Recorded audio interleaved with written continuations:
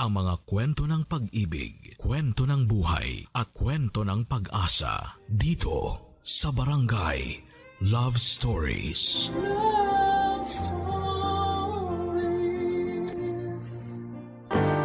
May mga bagay sa sarili natin na hindi natin kayang tanggapin at aminin. Kaya bago pa tayo questionin at husgahan ng iba ay pinipilit po nating ibaon sa pinakamalalim na parte natin ang sikretong ito. Ikaw kabarangay, kaya mo bang ipagsigawan sa mundo ang sekreto mo? Dear Papa Dudut, ako nga pala si David, 35 years old, dating OFW at nagbalik na ako sa Pilipinas ngayong taon lamang. Hindi madali ang buhay OFW. Totoong mas malaki ang perang pwede kong kitain doon. Pero may ibang hila ang Pilipinas na hindi ko ipagpapalit kahit saang bansa man ako mapunta. Kaya nga after 10 years ng pakikipagsapalaran sa ibang bansa ay nagdesisyon akong umuwi na sa Pinas. Hindi lang para magbakasyon kundi para permanente nang tumira dito. Umuwi ako sa bahay ng nanay ko, siya at ang bunso kong kapatid na si Brian ang kasama ko sa bahay. Mas bata ng 10 taon si Brian sa akin. Pero kung pagiging mature lang at matalino ay alam kong mas lamang siya kesa sa akin. Wala na kaming tatay. Noong kasagsagan ng COVID ay binawian siya ng buhay. Hindi ako umuwi noon at maraming dahilan kung bakit. At habang pinagpapatuloy kong ilahad ang buhay ko rito sa Barangay Love Stories, maintindihan ninyo kung bakit ako lumayo noon, Papa Dudut.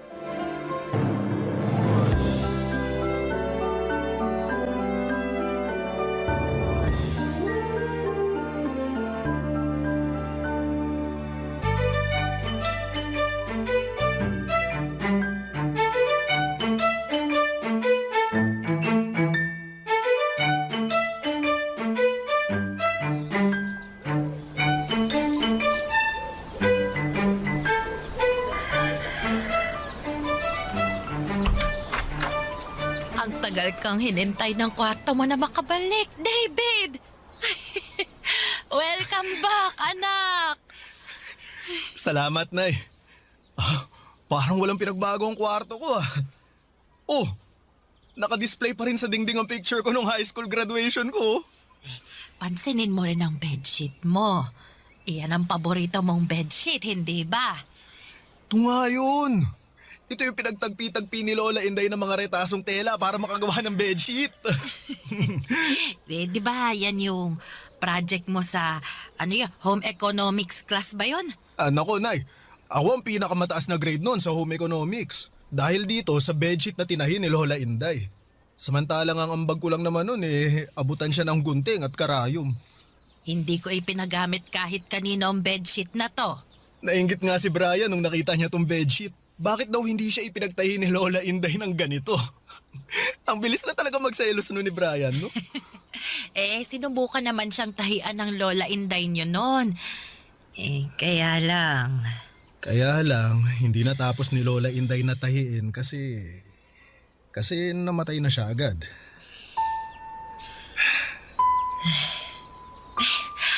Huwag na nga nating pag-usapan yun. Naluluha na naman ako Dapat masaya lang tayo ngayon. Kasi nagbalik ka na. Ay, gusto mo bang imbitahan mamaya yung mga kaibigan mo para maghapunan kasama natin? Magluluto ako ng pritong tilapia at laing. Ay, baka umorder na rin ako ng cake panghimagas natin. Nay, kahit wag na muna natin silang imbitahin, may ibang araw pa naman para makasama ko sila Sa ngayon, wala akong ibang gustong makasama kundi kayo ni Brian. Nasa na nga pala si Brian, Nay? Ewan ko ba ron sa kapatid mo?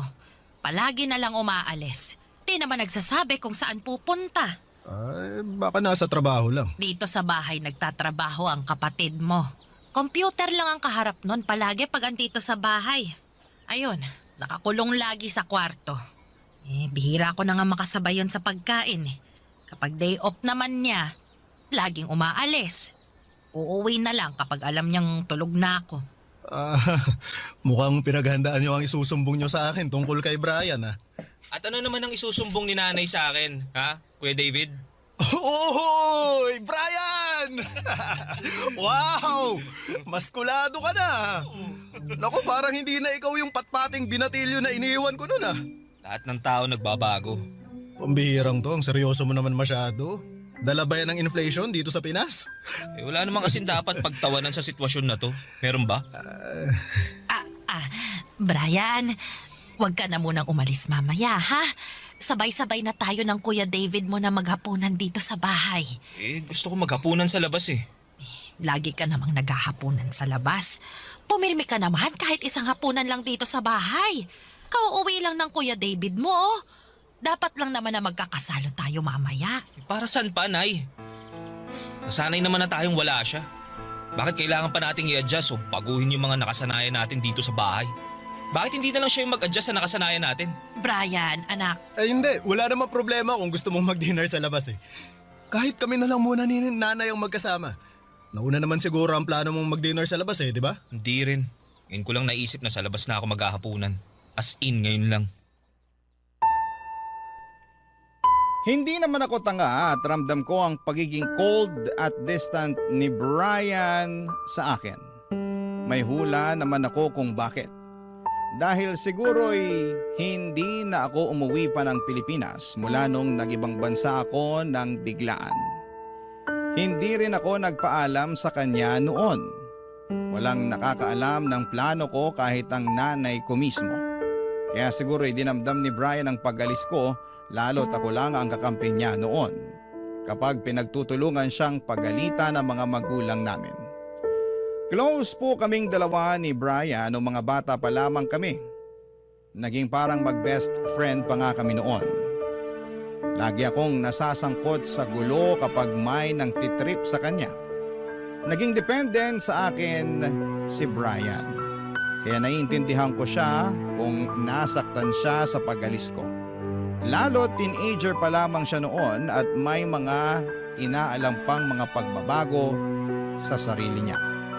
At sa loob ng 10 taon ay hindi niya ako nakita o nakasama.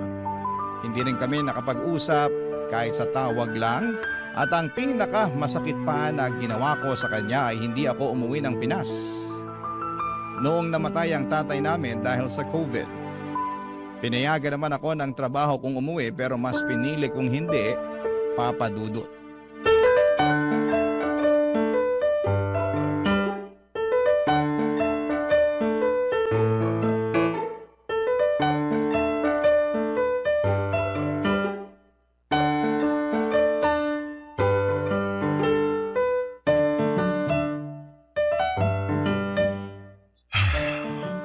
Nasaan na ba yung si Brian?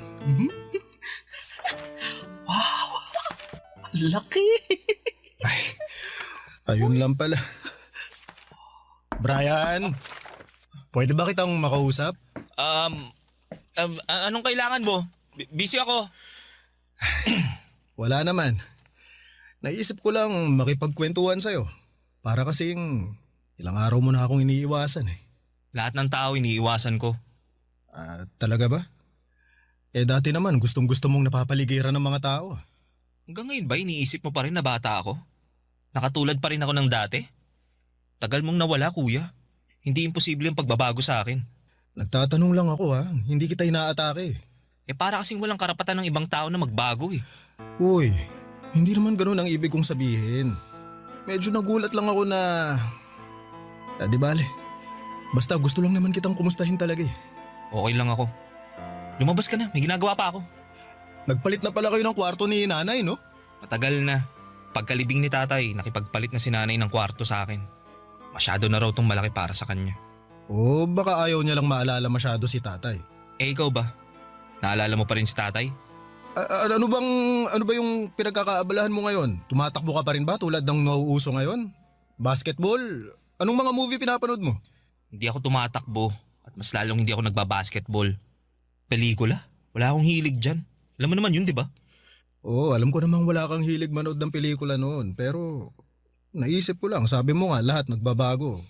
Baka ngayon mahilig ka ng manood ng pelikula. Ayain ko sana kayo ni nanay na manood ng sine sa Sabado eh. Hindi ako pwede sa Sabado. Oo, kung hindi Sabado, sa Linggo o kahit kailan ka pwede. Wala pa naman akong balak maghanap ng trabaho ngayon eh, kaya free ako kahit anong oras. Mas mabuti pa kung maghanap ka na lang ng trabaho para hindi ako lagi kinakausap mo. Kung ayaw mo manood ng sine, siguro naman, mahilig ka pa rin magbasa ng mga magazine? Hindi Hindi ako nagbabasa ng mga magazine. Sinungaling pa to eh. Ano tong magazine na binabasa mo kanina ha? Ito. Ano ba? Ano ba, Kuya David? Huwag mo kang pakialaman yung magazine ko. Akin na. Hindi ako nakikipagbiroan ha. Teka. Brian. Hoy, ba't ka nagbabasa ng malalaswang magazine ha? Akin na nga yan. Huwag pakialam mo. Ano ba masama rito ha? Wala namang masama. Nasa tamang edad ka na para magbasa ng ganitong adult magazine. Yun naman pala eh. Lumabas ka na nga. May gagawin pa ako. Teka. Bakit mga lalaking nakahubad ang mayroon dyan sa magazine na yan? Brian, bakla ka ba? Hindi ako bakla no. Nakalimutan ng kakilala ko yan sa coffee shop nung nagkita kami kanina. Babalik ko bukas. Pero bakit titig na titig ka kanina habang binabasa mo yung magazine na yan? Na-curious lang ako. Tsaka may matitino namang articles dito sa magazine na hindi puro kalaswaan ang ino-offer. Masyado ka lang mapanghusga. Ang tagal mo tumira sa ibang bansa pero di ka pa rin open-minded. Ay, alam mo Brian, wala namang masama kung bakla ka eh. Alam mo kung ano yung masama? Yung nangingialam ka sa buhay ng iba. Pero bakla ka. Hindi nga ako bakla. Uwe, di nga. Di ka bakla? Sinabi na hindi ako bakla. Nagulat ako sa pagsigaw ni Brian. Nagalit siya sa akin at lumabas na ako ng kwarto niya para magpababa na siya ng emosyon niya. Alam kong mali na dineretsa ko siya ng ganon. Akala ko kasi ay open na siya sa kasarian niya kahit na hindi niya aminin. Ramdam kong bakla si Brian. Wala namang straight na lalaki ang titingin sa mga gay magazine, hindi ba? Ang mga straight na lalaki ay naiilang kapag nakakakita ng hubad na katawan ng ibang lalaki. Nakita ko pa si Brian na nakatitig sa laman ng magazine habang nagpapakawala ng pilyong ngiti. Hindi naman sana ganito kalala ang pagdududa ko sa kasarian ni Brian. Pero noong mga bata pa lamang kami ay laging sumasama si Brian sa mga kalaro niya para magbahay-bahayan. Imbes na siya ang ama o anak na lalaki ay siya madalasang magpresenta bilang isang nanay. Kahit naman may mga babae silang kasama sa larong yon. Isang beses din sa pakikipaglaro niya ng kasal-kasalan, siya rin ang naging bride. At nahuli ko nga siya, Papa Dudut, na hinahalikan ang kanyang groom nang walang pag-aalinlangan ng mga oras na yon. Barangay Love Stories. Barangay Love Stories. At kahit sinabi na ni Brian na hindi siya bakla ay ayaw ko pa rin yung paniwalaan. Inobserbahan ko siya sa bawat galaw niya dahil doon ay mas lumakas ang kutob kong bakla nga siya. Gusto ko siyang paaminin pero hindi ko magawa. Problema ko na siguro ito. Gusto kong pinapatunayan na tama mga hinala ko. Sorry na lang sa kapatid kong si Brian kung siya ang pinuntirya ko. Kaya naman gumawa po ako ng mga paraan para mapaamin ang kapatid ko sa totoong kasarian niya. May nakilala akong babae sa bar, itago na lang natin sa pangalang Lily, kaedad ni Brian. Naisip ko magagamit ko si Lily para mapaamin ang kapatid ko. Kinaibigan ko si Lily at napapayag na kitain ito si Brian sa bahay namin. Importanteng malaman ko ang katotohanan sa kapatid ko. Kaya naman dinala ko si Lily sa bahay at ipinakilala na kay David, kay Brian at doon ay nagkaroon ng gulo, Papa Dudut.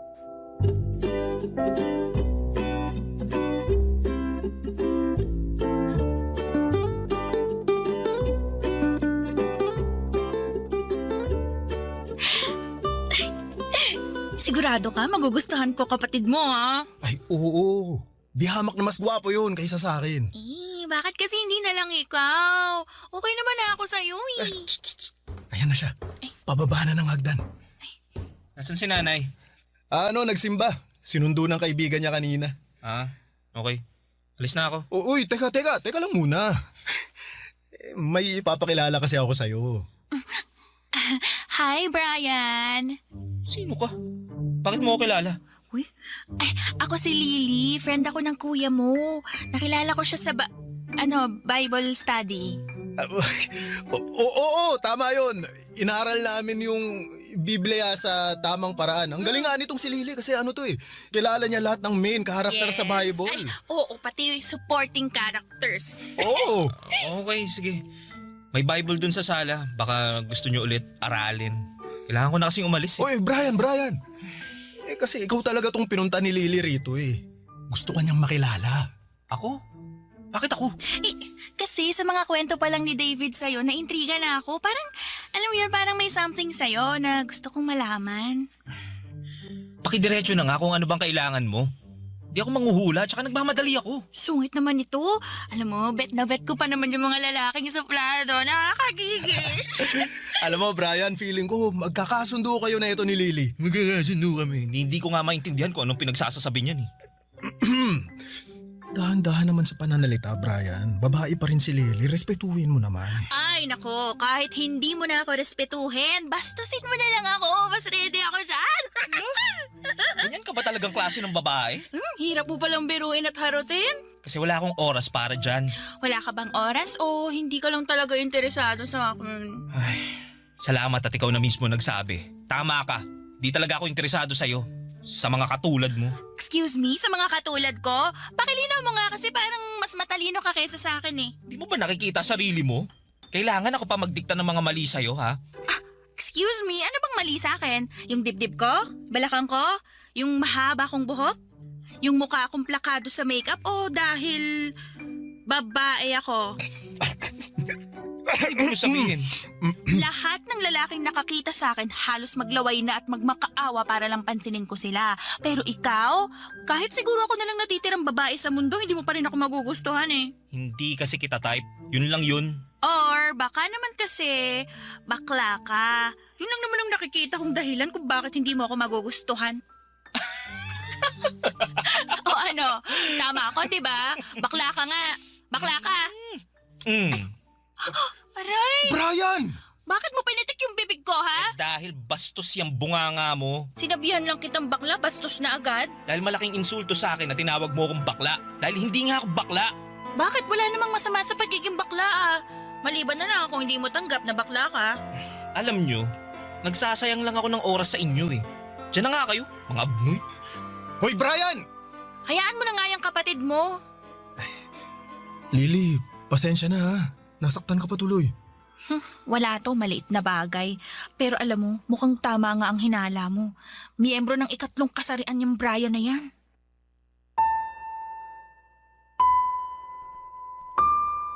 Habang tumatawa ng walang hinto si Brian ay biglang nag-flashback sa akin noong mga bata pa lamang kami. Bungis-ngis talaga si Brian at nakakaaliw ang inosente niyang tawa.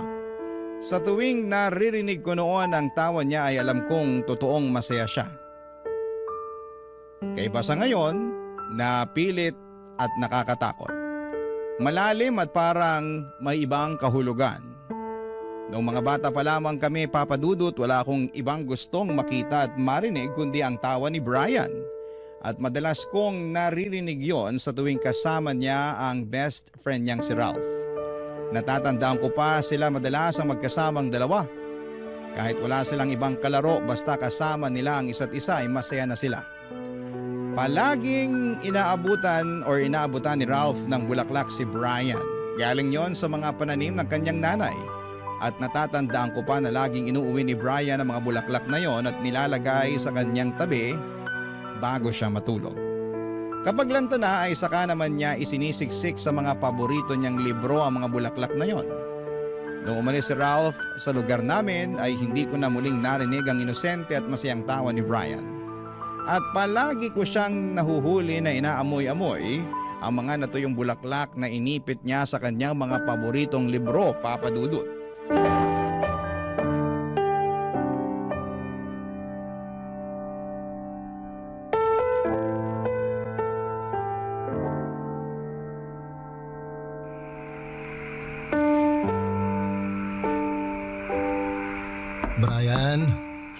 ba yun, Kuya David?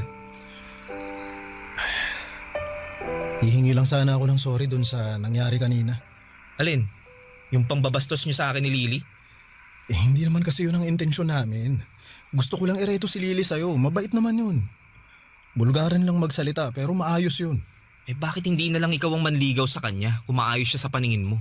Sabi kasi sa akin ni nanay, single ka pa rin hanggang ngayon eh. Oo, ano naman? Alam mo, naalala ko lang kanina habang kaharap ko si Lily. Lumabas ka na nga ng kwarto ko, Kuya David. Marami pa akong kailangang gawin. Hindi mo ba napansin? Pareha sila ng kulay ng lipstick ni nanay noon. Matingkad na pink. Oh, tapos? Irereto mo rin ba siya kay nanay? Bigla ko lang kasing naalala nung mga bata pa tayo. Nahuli kita na ginagamit yung pink lipstick ni nanay noon habang nakasyesta sila ni tatay. tapos sumasayaw-sayaw ka pa sa harapan ng salamin. Ginagaya mo yung mga napapanood mo na singer sa TV. Ano? Hindi totoo yan ha? Nag-iimbento ka lang. Ano paanong nag-iimbento after nga kitang nahuli, bigla kang lumapit sa akin. Nagmakaawa ka na wag kitang isumbong kay tatay. Pumayag pa nga ako nun, di ba? Ay, basta ikaw lagi yung maghuhugas ng plato sa loob ng 1 buwan. Nako, ang bilis mo ako napapayag nun. Wala akong matandaan na sa mga pinagsasasabi mo. Kung meron man ako naaalala, yung katamaran mo sa mga gawaing bahay.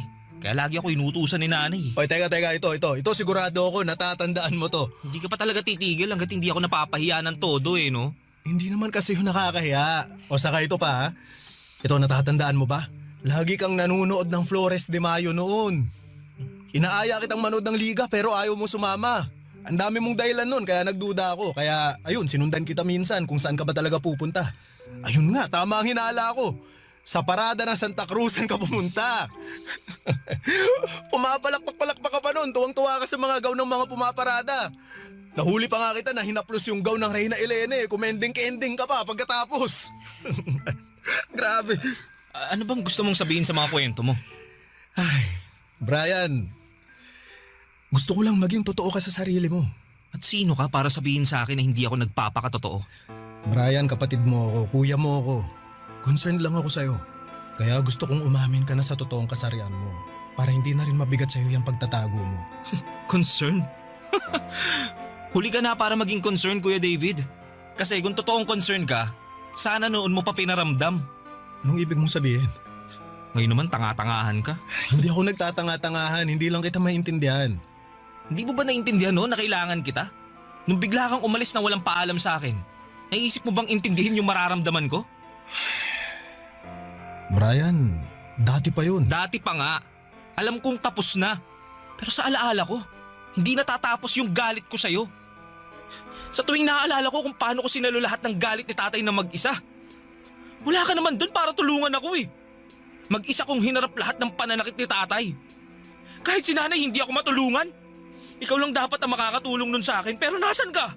Pinili mong tumakas. Maramot ka. Makasarili ka. Kaya wag mo sasabihin sa akin ngayon na concerned ka at naiintindihan mo ko kasi hindi ko yun naramdaman nung tinalikuran mo ko. Hindi ako nakapagsalita sa sinabi ni Brian, Papa Dudut. Nanghina na rin ako at hindi na nakalaban ang marahas niya akong itinulak palabas ng kwarto at saka yon sinarado. Nahiya ako sa inasal ko kay Brian. Nasaktan din ako dahil nalaman ko na ang totoong nararamdaman niya. Galit siya sa akin dahil akala niya ay iniwan ko siya. Pero sa totoo lang ay umalis ako noon hindi para iwanan siya, kundi iligtas ang sarili ko sa malupit naming tatay. Ako palagi ang sinasaktan ni tatay noon. Bata pa lamang ako ay hindi na niya ako tinitigilan ng galit at pananakit niya. Wala rin namang nagawa si nanay para protektahan ako sa malupit na kamay ni tatay hanggang sa nagbinata na ako at nakaipon. Nakahanap ng pwedeng paraan para matakasan si tatay. Walang pasabi sa kahit na sino at inayos ko lahat ng kailangan ko para makapunta ng ibang bansa. Yon siguro ang pinakamasaya at pinakamaluwag sa loob na nangyari sa akin. Nang makasakay na ako ng eroplano palayo sa lugar na puro na lamang puot ang sinapit ko. Mula noon ay hindi na ako bumalik pa. Maski na nung namatay si tatay, ayoko pa rin siyang makita noon. Pero hindi ko inakala, Papa Dudut, na sa kalayaan ko Ang kapatid ko namang si Brian ang nakulong. Barangay Love Stories. Barangay Love Stories. Hindi ko na nga pinaamin pa si Brian sa kanyang kasarian. Kahit alam kong may tinatago siya pero mas priority ko noon na maging maayos kaming magkapatid. Gusto kong maibalik ang dati naming relasyon pero panay pa rin ang iwas ni Brian sa akin, Papa Dudut. Kahit na hindi ko naman na inuusisa ang kanyang kasarian. Siguro'y talagang malalim ang sugat na iniwan ko sa kanya. Hindi ko na siya masyadong nilapitan dahil baka lalo lamang siyang magalit sa akin. Baka imbes na magkaayos kami ay mas lalo lamang niya akong layuan. Pero may nangyari. Parang gumagawa ng paraan ang tadhana para matulungan ko si Brian sa pag-amin ng katotohanan. Habang naglalakad ako para makahanap ng sasakyan, nakita ko si Brian na may ka-holding hands na lalaki. Agad akong nagtago para mas makumpirma kung kapatid ko nga ang nakikita ko. Tama nga ako. Nakita ko yon nang halikan ni Brian ang kasama niyang lalaki at saka sila pumasok sa isang motel. Pinicturean ko ang bawat galaw nila para may ebidensya ako kung sakaling mag-deny si Brian, Papa Dudut.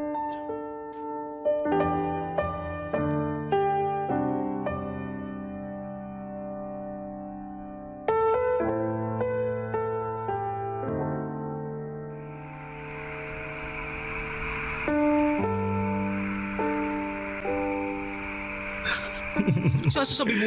Nakita kita kanina. May ko-holding hands ka. Uy, di totoo yan ha. Ay, akala ko rin, hindi totoo eh. Baka mali lang ang kita ko. Pero, nung humarap ka ng konti sa direksyon ko para halikan yung lalaking kasama mo, yun! Doon ko napatunayan na hindi ako dinadaya ng mga mata ko. Wala akong oras para dyan sa mga kasinungalingan mo, kuya. Hindi nagsisinungaling ang camera ng cellphone. Gusto mong makita yung pictures nyo ng kasama mong lalaki? Ang sweet nyo nga eh. Ano to, mansary date ba to? Anniversary? O gusto nyo lang magpababa ng init ng katawan sa motel? Ha?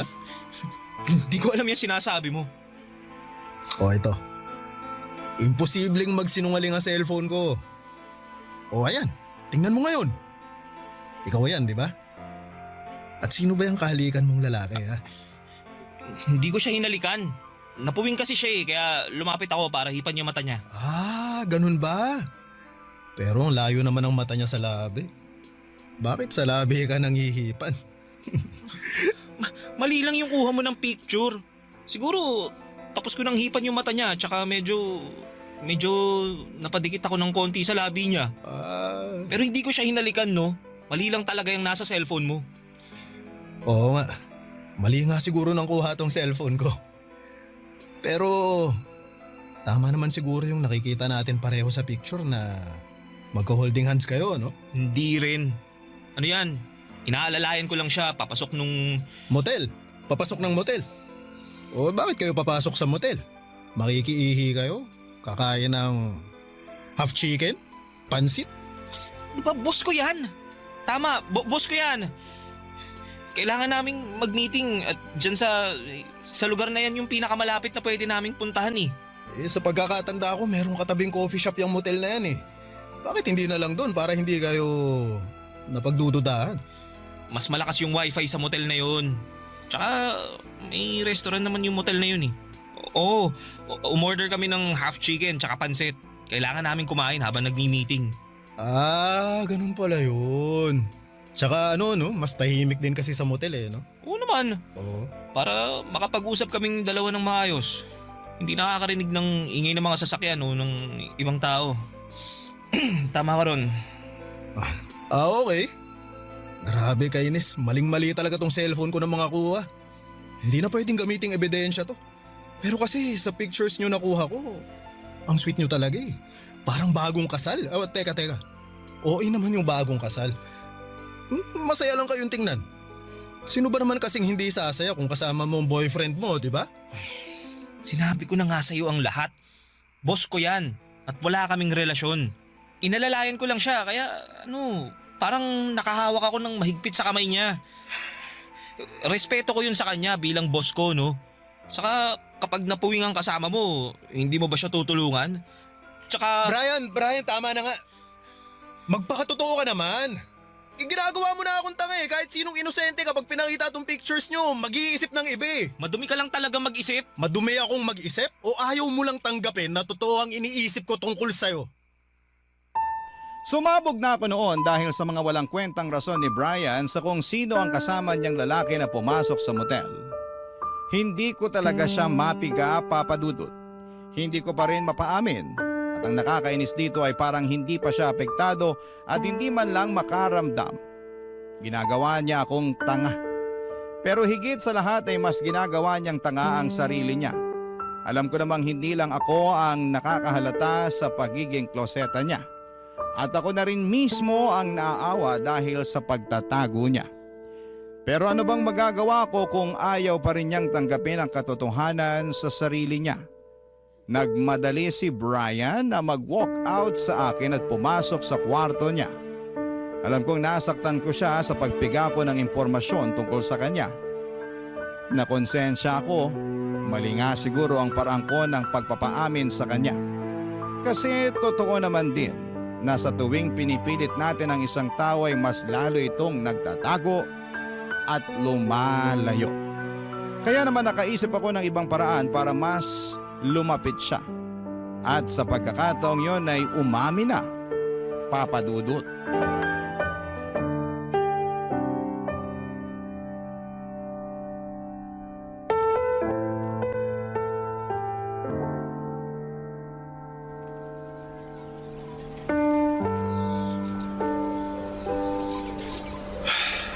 Alam mo ba ang dahilan kung bakit ako tumakas noon?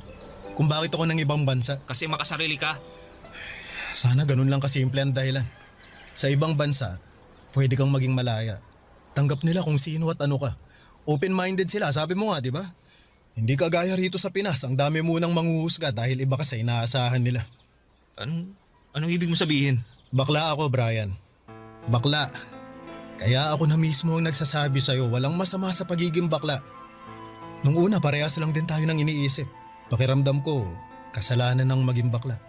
Kaya nagtago ako. Pero habang ginagawa ko yon, mas bumibigat ang loob ko. Mas lalo kong kinamumuhian ang sarili ko. Hanggang isang araw may nakahuli sa akin. May kahalikan akong lalaki sa kabilang bayan. At sa dinami-rami ng mga pwedeng makakita sa aming dalawa, si tatay pa talaga. Alam ni tatay? Nabakla ako? Oo. Kinalagkad niya ako palayo sa lalaking hinahalikan ko. Ang tatalas ng mga salita at mura niya. Noon pa man daw alam na niyang bakla ako pero wala lang siyang makuhang ebidensya. Hanggang isang araw, binagsakan na siya ng ebidensya para mapaamin ako. Kaya ayun, umamin ako. Bakla ako. Sa totoo lang gumaan ang loob ko after kong magpakatotoo kay tatay. Kahit nakapalit nun pambubugbog niya ayos lang. Basta sa akin, nakalaya na ako. Nakalaya ka naman pala eh. Umamin ka na pala noon. Pero bakit kailangan mo pa rin umalis? Bakit kailangan mo pa rin tumakas? Kasi pinaparamdam pa rin sa akin ni tatay ang panghuhusga niya. Kahit malaya na ako sa totoong kasarian ko, pakiramdam ko, nakakulong pa rin ako sa galit ni tatay. Kaya umalis ako. Pasensya na kung tumakas ako ha. Kasi yun lang naman ang alam kong paraan para makawala na kay tatay. At tama ba yung ginawa mong pagtakas? Yung pag-iwan mo sa amin? Siguro mali para sa inyo. Pero para sa akin yun ang pinakatamang ginawa ko. Kasi sa pagtakas ko rito sa Pinas, nakahanap ako ng kalayaan sa ibang bansa. Doon ko rin nahanap yung mga taong tumanggap sa akin. Malayong malayo sa mga taong nakakasama ko nun dito sa atin. Kaya masisisi mo ba ako kung hindi na ako bumalik? Bakit hindi mo sinabi sa akin noon? Kasi natakot ako na baka hindi mo ako maintindihan. Natatakot pa ako sa totoong kasarian ko nun. Baka katulad ka rin ni tatay na huhusgahan kung sino ang totoong ako. Si nanay, alam niya ba? Oo, hindi lang namin pinag-uusapan. Hindi siya makapaniwala na bakla ako pero wala naman na siyang magagawa kung ito na yung landas na pinili ko eh. Kuya, masaya ka ba talaga? Hindi naman ako laging masaya. Hindi naman kasi lahat ng tao tanggap ako kahit moderno na ang mundo. Nakakaramdam pa rin ng diskriminasyon. Parte na siguro yun ang pagpapakatotoo ko, pero ang mahalaga, malaya ako. At alam mo, gusto kong maging malaya ka rin tulad ko. Hindi ako bakla. Okay, naiintindihan ko. Basta tatandaan mo kahit sino at ano ka pa. Kapatid kita at mahal kita. Ha? Ano Brian? Gusto mo bang magkape? Tara, samahan mo ako. Meron akong alam Bakla na... ako.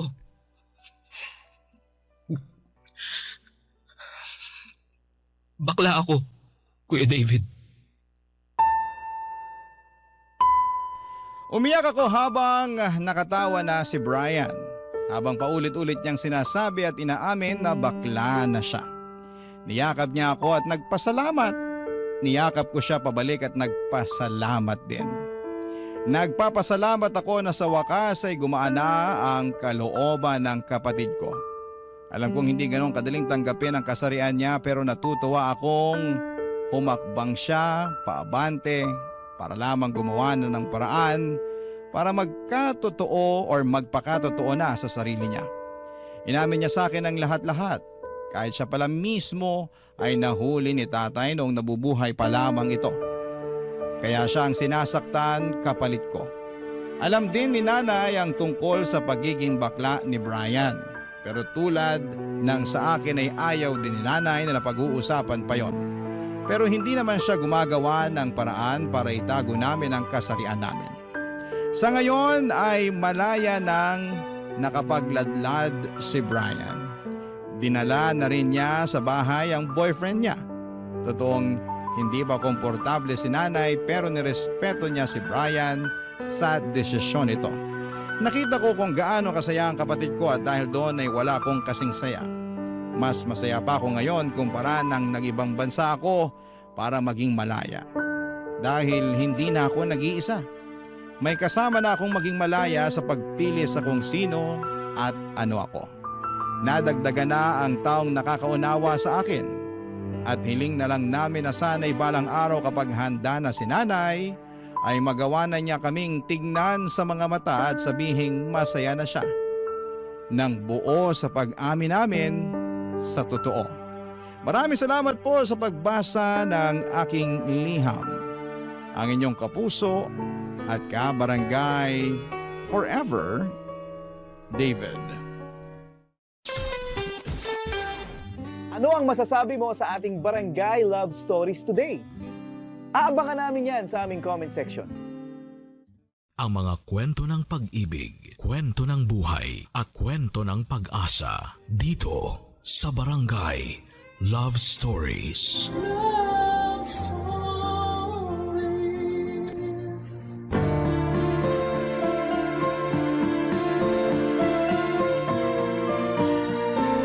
Ang sabi nila ang buhay ay parang sugal na napakalaking halaga ang maaaring itaya. Ngunit hindi natin nalalaman kung kailan tayo mananalo o matatalo. Ikaw, kabarangay, handa ka bang itaya ang lahat kapalit ng panandaliang kasiyahan? Dear Papa Dudut, belated Happy New Year po sa inyo at magandang tanghali na rin po sa lahat ng mga loyal kabarangay na nakikinig ngayon. Naway masaya ang inyong bagong taon, ako kasi ay hindi. Mangyaring itago nyo na lamang po ako sa pangalang Arman, 39 years old at kasalukuyang nakatira sa Naga City. Isang taon pa lamang ang nakakalipas na mangyari ang isang hindi ko makakalimutang bangungot sa aking buhay. Minsan ay naisip ko na may kasalanan din ako sa mga nangyari. Dahil hinayaan ko ang mga bagay-bagay kahit alam kong may mali na. Walang panahon na hindi ko naaalala ang pangyayaring yon na halos magpawala ng aking katinuan. Sa katunayan nga po, Papa Dudut, ay hindi ko mapigilan ang pagpatak ng mga luha ko habang sinusulat ko ang kwentong ito. Hayaan niyo po akong ilahad ang aming kwento Sa pagbabaka sakali na rin na gumaan ang aking kalooban. Napakabata ko pa noon, Papa Dudut. Nang maulila ako sa mga magulang. Parehong nagkasakit noon ang inay at itay ko dahil sa matinding pagtatrabaho sa bukid. Dala na rin ng aming matinding kahirapan noon ay hindi sila nakapagpatingin man lamang sa doktor. Ang katwiran nila noon nang ipambabayad nila sa pagpapatingin sa doktor ay pambibili na lamang ng mailalaman sa aming mga kumakalam na sikmura. Hanggang sa lumala na nga ang kanilang sakit at binawian ng buhay. Bilang isang anak ay masakit sa akin ang mawala ng magulang, Papa Dudut. Lalo pa nga at wala rin silang maayos na libing noon dahil na rin po sa kawalan ng pera. May mga mabubuting tao lamang noon na tumulong na magbuhat sa kanila upang ipaanod sa dagat. Yun po kasi ang pamamaraan ng mga kagaya naming isang kahig isang tuka ng panahong yon. Ngunit sa murang edad ko noon ay nakapagtatakang hindi ako napanghinaan ng loob. Kahit na alam ko mag-isa lamang ako sa buhay. Wala kaming mga kamag-anak na maaaring kumupkop sa amin dahil halos lahat sila ay nasa malalayong lugar. At ang iba naman ay sa bundok na piling manirahan. At dahil nga po sa maagang pagkakaulila, Papa Dudut, ay napaisip ako kung paano ako mabubuhay ng mag-isa. Gayong napakabata ko pa. Sa edad na 10 ay natuto akong magtanim ng palay at mais. At kung anihan naman ay kasama rin po ako sa mga nagagapas o nag-aani ng tanim. Tiniis ko, Papa Dudut, ang matinding init ng araw, sakit ng katawan at bigat na mga sakong na naglalaman ng mga inani kong palay o mais para sa kakarampot na pera, pambili ng pagkain. Papa Dudut, napakahirap magtrabaho sa napakaliit kong pangangatawan pero kinaya ko dahil gusto kong makaraos.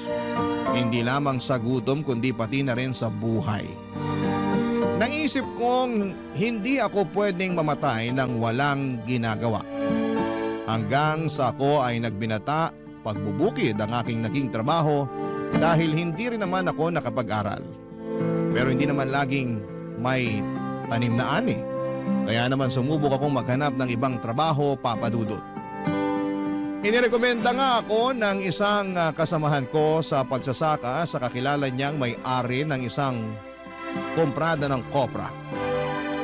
Sa mga hindi po nakakaalam, ito po yung niyog na niluluto at ibinibenta sa may-ari ng komprada na dinadala naman sa mga pabrika na gumagawa ng shampoo at ng kung ano-ano pang mga produkto na nangangailangan ng lutong niyog.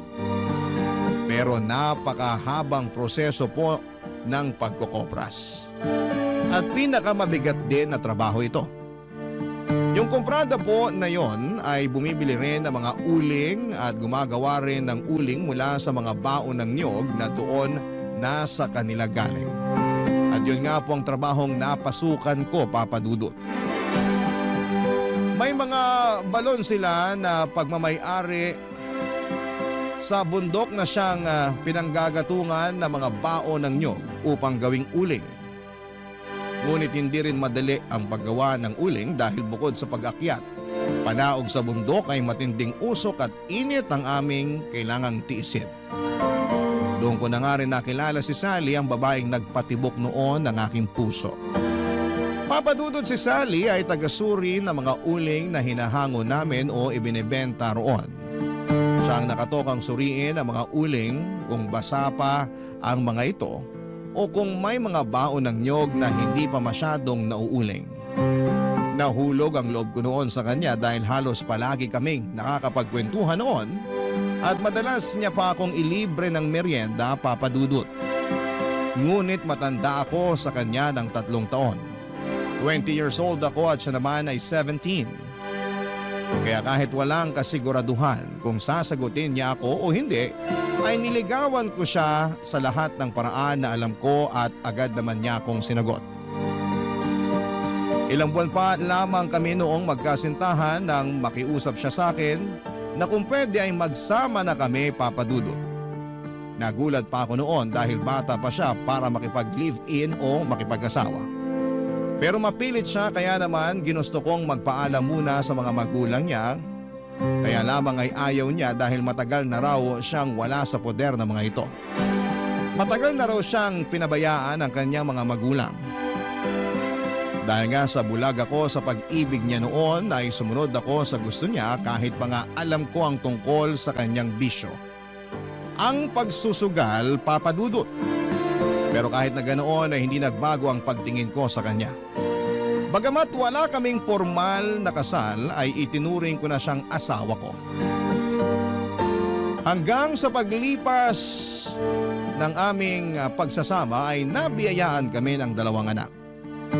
Pero hindi naging madali ang aming pagsasama dahil matapos niyang maipanganak ang aming bunso, ay halos araw-araw na siyang nagsusugal na hindi ko na maawat at sa tuwing pagsasabihan ko naman siya ay nauuwi lamang kami sa pagtatalo.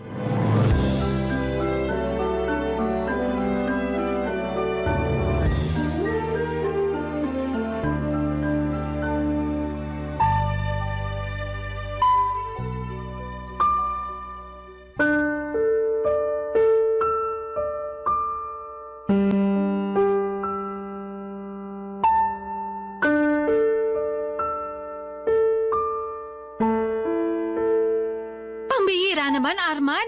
Pinapahiya mo ako sa mga kumari ko eh. Ano bang problema mo? Doon ka pa talaga nag-iskandalo. Hindi ako nag-iiskandalo. Tinawag nga kita ng maayos, di ba? Ano skandalong sinasabi mo? Eh ano ba kasing problema mo? Ang ayos-ayos ng upo ko dun eh. Sally naman. Hanggang kailan ka ba magiging ganito? Anong ganito ako? Bakit? Ano ba ako? Araw-araw ka na lang nasa sugalan. Ikaw na rin nagsabi na lagi ka natatalo dyan. Ba't di mo patigilan yan? Bakit ba? Sa dito ako masaya eh. Ano magagawa ko? Anong gusto mong gawin ko? Iburo ko yung sarili ko sa loob ng bahay, ganun ba? Tutunga nga ako maghapon? Hindi naman sa ganun. Ang akin lang, bawas-bawasan mo naman ang pagsusugal. Saka hindi lang naman yan ang pwede mong pagkaabalahan eh. Ang dami-dami naman pwedeng pagkaabalahan kung naiinip ka sa bahay. At anong paglilibangan ko? Pagluluto, paglalaba, paglilinis ng bahay? Hindi naman yun eh. Ang ibig ko sabihin, bakit di mo pagtuunan ng pansin ang bunso nating anak? 2 taon pa lang si Princess, pero salat na siya sa pag-aaruga at pagmamahal mo. Hindi pa ba sapat ang anak natin para malibang ka? Si Joseph, kahit malaki na yan, kailangan pa rin niya ng pag-aaruga ng isang magulang. Anong gusto mong palabasin? Na pinababayaan ko yung mga anak natin? Kung pinababayaan ko yan, edi sana patay na yan sa gutom. Hindi naman yun ang punto ko, Sally. Anong hindi? Yun talaga ang gusto mong sabihin. Nahiya ka pa. Tsaka teka lang ha, ikaw ang may gusto na magkaroon pa tayo ng isang anak kahit alam mong ayaw ko. Hirap na nga tayo kay Joseph, dinagdagan mo pa. Eh wala ka namang ibang alam na trabaho. Pag-uuling lang naman ang pinagkakakitaan mo, tapos nagdagdag ka pa ng isa pang palamunin. Hindi naman tayo aasenso dyan sa pag-uuling mo lang. Maghinay-hinay ka sa tinatawag mong palamunin, Sally. Anak natin si Princess. At huwag mo insultuin ang trabaho ko. Baka nakakalimutan mo. Itong pag-uuling ko bubuhay sa inyo. Wala kayong kakainin ko hindi dahil sa pag-uuling na sinasabi mo. At talagang nagmalaki ka pa? Oo! Kasi kahit na ganito lang ang trabaho ko, ipinagmamalaki ko yun. Dahil dito ko kayo binubuhay. Eh ikaw ba? Ano bang napapala mo dyan sa pagsusugal mo? Mapapakain ba tayo niyan? Halos kabaliktaran nga nangyayari. Nagkanda utang-utang ka na rin dahil sa sugal na yan. Tapos sino nagpapakahirap magbayad? Ako lang naman. Habang ako pagod na pagod sa trabaho, puro ka naman pasarap sa buhay. Ni hindi mo nga pinangihinayangan ng bawat sentimo kinikitang pinagpaguran ko ng gusto. Bakit? Nagre-reklamo ka na?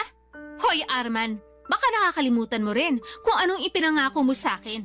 Nangako ka sa akin na lahat ng pangangailangan ko ibibigay mo. Kasama na doon ang mga bagay na nagpapasaya sa akin. Grabe ka na talaga.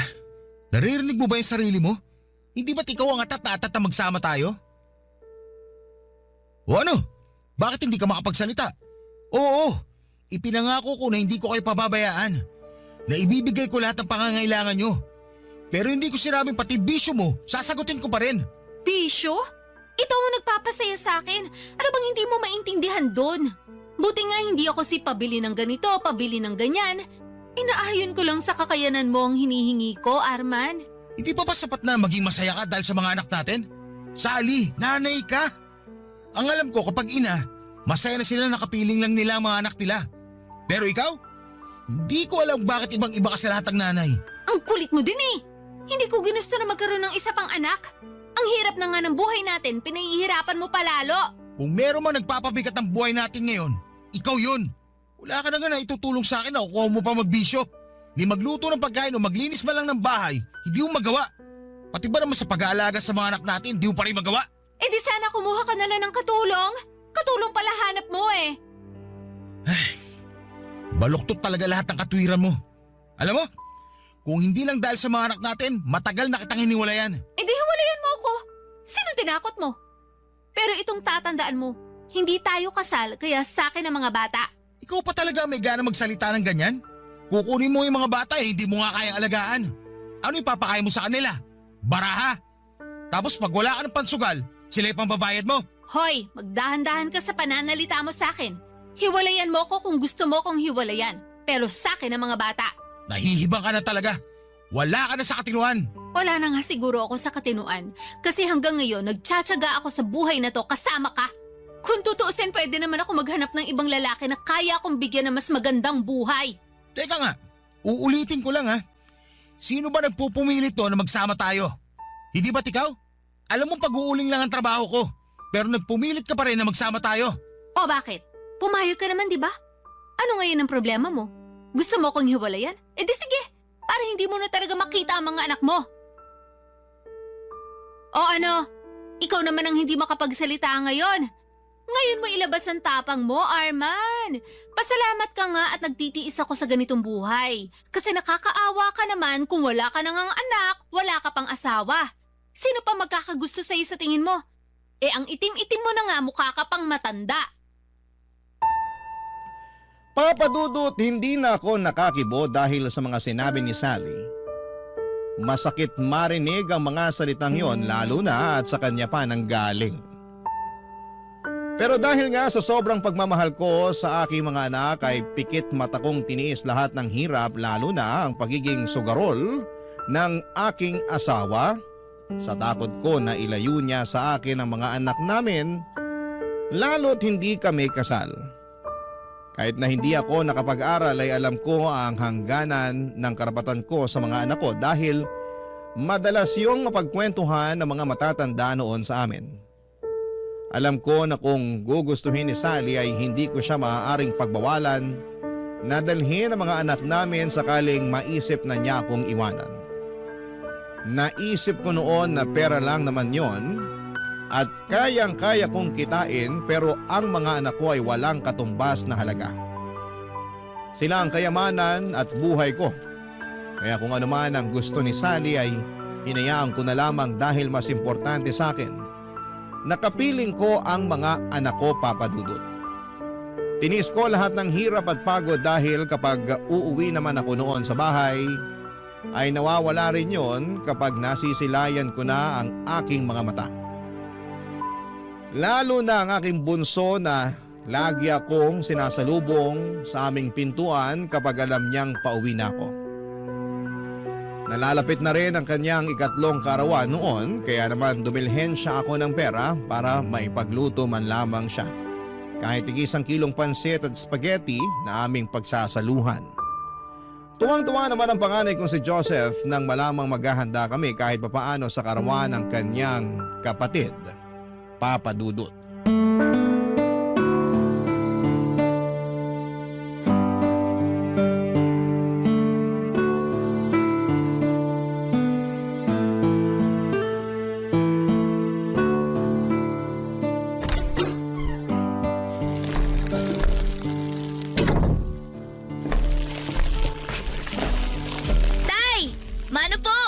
Kawa ka ng Diyos, anak. Nasa si Princess? Natutulog na po. Ang aga naman yata matulog ng kapatid mo. Pagod po kakalaro eh. Ah, ganun ba? Oh, eto. May pasalubong ako sa'yo. Wow! Tuwang-tuwa ka na kagad. Pansit bato lang naman yan. Para namang hindi nyo alam na paborito ko to. Oo nga naman. Nadaanan ko yan habang naglalakad ako pa uwi. Butit may sobra akong perang binigay sa akin ni Boss Jay. Ano pa po ba yung binili nyo, Tay? Ah, ito ba? Konting panghanda lang to para sa birthday na kapatid mo bukas. Tig-1 kilong pansit at spaghetti. Wow! Ang tagal ko na pong hindi nakakakain ng spaghetti. Sino naman po ang magluluto? Hindi ang nanay mo. Paano naman po magluluto si nanay? Lagi naman po yung nasa sugalan. Bukas pa naman. Pakikiusapan ko munang nanay mo na ipagluto bukas ng handa si Princess. Para makapag-celebrate tayo kahit papano. Ang tanong po, kung papayag si nanay, mas gusto pa po nun umupo maghapon sa sugalan eh. O hindi naman siya papayag, di ako magluluto. We, di naman kayo marunong magluto eh. Anong hindi? Alam mo anak, bata pa lang ako natuto na ako sa lahat ng gawain. Kasi wala namang mag-iintindi sa akin. Parehong wala ng lolo't lola mo. Ganyang edad mo nga, nagtatrabaho na ako. Kaya sisiw lang sa akin yung pagluluto na yan. Di pwede na po pala akong magtrabaho. Ano? Aba, hindi pwede anak. Kasi kailangan mo munang unahin ang pag-aaral mo. Kapag nakapagtapos ka na ng pag-aaral, pwede ka na magtrabaho. Magandang trabaho pa makukuha mo. Pero sa ngayon, kailangan mo munang pagbutihin ng pag-aaral. Para maging maganda ang kinabukasan mo at para hindi ka matulad sa akin. Tingnan mo, pag-uuling lang ang trabaho ko. Napakahirap na trabaho pero napakaliit ang sahod. Ano naman po kung pag-uuling lang po ang trabaho nyo? Marangal naman po yun, Tay. Marangal, oo. Pero hindi sumasapat sa atin. Kaya magsumikap ka anak. Ayokong matulad ang kapalaran mo sa akin. Tay, bata pa po ako, pero alam ko na po ang sakripisyo nyo para sa pamilya natin. Nagpapasalamat nga po ako na ikaw po naging tatay ko eh. Kaya huwag niyo po sana mamalitin ang sarili niyo dahil lang po sa ganyan ng trabaho niyo. Salamat anak. Napakabata mo pa nga pero para ka nang matanda kung mag-isip. Kayong dalawa ng kapatid mo na lang talaga ang pinagkukunan ko ng lakas. Kahit gaano kahirap, kakayanin ko basta para sa inyo. Tama po. Kaya huwag na po kayo malungkot, Tay. Nandito lang naman po ako sa tabi niyo palagi. Maraming salamat anak. Siya nga pala. Kamusta naman ba ang pag-aaral mo? Ano po? Oh, bakit hindi ka makasagot? Hindi na naman po kasi ako nakapasok kanina eh. Ha? Bakit? Ilang beses ka nang absent Baka naman ibagsak ka na ng teacher mo niyan. Wala po kasi akong pamasahe, Tay. Paano wala kang pamasahe? Iniwan ko kaninang umaga sa nanay mo at maaga nga akong umalis. Natutulog ka pa kaya hindi ko na ibigay sa'yo ang baon mo. Makikisabay na nga lang po sana ako kila Mang Jerry. Kaso punong-puno na po yung tricycle niya eh. Hindi naman po ako makapaglakad kasi maulan. Sus Mariosep, maigi pala sanang ginising na kita kanina. Kaya lang naman ako nag-agap umahon sa bundok kanina kasi umaambon. Mahihirapan ako mag-ahon ng uling pagbasa. Basta ang sabi lang po ni nanay, wala daw po siyang mabibigay na pambaon sa akin. Baka po pinangsugal na po ni nanay yung baon ko. Sumusobra na talaga yung nanay nyo. Hindi ko na talaga maasahan pagdating sa pag-aasikaso sa inyo. Yahan nyo na lang po, Tay. Baka mag-away na naman po kayo eh. Hindi anak. Hindi ako nagtatrabaho para mapabayaan ang pag-aaral mo. Kailangan na talaga magtanda niyang nanay mo. Ako na lang po siguro ang tatawag kay nanay. Baka po kasi dun pa kayo mag-away. Pagchichismis na naman po tayo dun sa labasan. Hindi ako na. At baka ikaw mapag-initan ng nanay mo. Tay, wag na po. Hintayin na lang po nating umuwi si nanay. Nagsaing na naman po ako tsaka nagprito na po ako ng tuyo. Ulamin na lang po natin tong pansit bato na dala nyo. Hayaan mo na ako anak. Huwag ka mag-alala. Tatawagin ko lang ang nanay mo. Dito ko na lang siya kakausapin sa bahay. Papadudot pakiramdam ko nga ng mga oras na yon ay sasabog ako sa sobrang galit. Hindi ko na kasi alam kung ano pa ba ang kailangan kong sabihin kay Sally para naman matauhan siya sa mga pinaggagawa niya. Kahit sana hindi na lamang ako ang isipin niya ay ayos lang. Kahit anak na lang namin, na kung iisipin ay nakakaawa kung pati ba naman sila ay hindi rin makapagtatapos ng pag-aaral. Hindi ako nakapag-aral samantalang si Sally naman ay graduate lamang ng elementary. Ayaw ko na pati ang mga anak namin ay matulad sa amin. Kung kinakailangan nga na igapang ko ang kanilang pag-aaral ay gagawin ko, Papa Dudut. Pero, ang hindi ko maintindihan ay kung paanong naaatim ni Sally na hindi isipin ang kapakanan ng mga anak namin. At kung tutuusin nga, dapat ay mas malalim ang ugnayan niya sa mga anak namin dahil siya ang nagluwal sa mga ito at bilang isang ina ay siya dapat ang mas malalim ang koneksyon sa mga bata. Papa Dudut, hindi ko maintindihan kung bakit sa lahat ng ina na kilala ko ay siya ang tila walang pakialam sa magiging kinabukasan ng mga anak niya. Nagpapakahirap ako para sa mga anak ko at hindi naman para sa bisyon niya. Sa sobrang galit ko nga, Papa Dudut, ay agad ko siyang pinunta. Love Stories. Barangay Love Stories. Papa Dudut, nang makarating nga ako kung saan nagsusugal si Sally ay dali-dali ko siyang hinablot sa braso at kinaladkad paalis doon. Naalala ko pa nga kung paano niya ako pagmumurahin at paghahampasin noon dahil sa ginawa ko. Habang naglalakad kami pauwi ay nagbabangayan pa kami kaya sigurado akong alam ng mga kapitbahay namin na nag-aaway na naman kami. Pero wala na akong pakialam dahil buhay namin yon at hindi naman ako nakikialam sa may buhay ng may buhay. May mga nagsabi na nga sa akin na bakit ko pa raw kasi inaabutan ng pera si Sally gayong napakasugarol nito.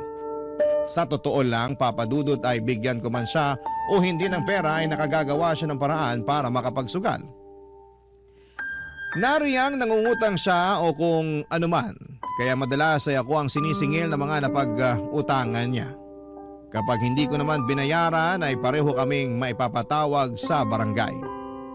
At nang makauwi nga kami ng bahay ay patuloy pa rin sa pagmumura si Sally. Naabutan ko rin ang panganay kong si Joseph na tila kakatapos lamang paliguan ng kapatid niyang gayong alam naman itong hindi ito pinapaliguan ng hapon dahil baka magkasakit. Habang si Sally naman ay nagdadabog na dumiretso sa aming kwarto, Papa Dudut.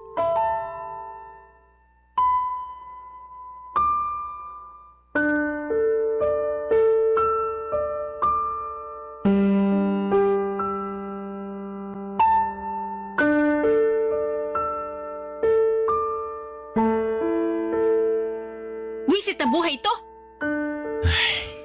Joseph, hapon na, bakit pinaliguan mo pa yung kapatid mo?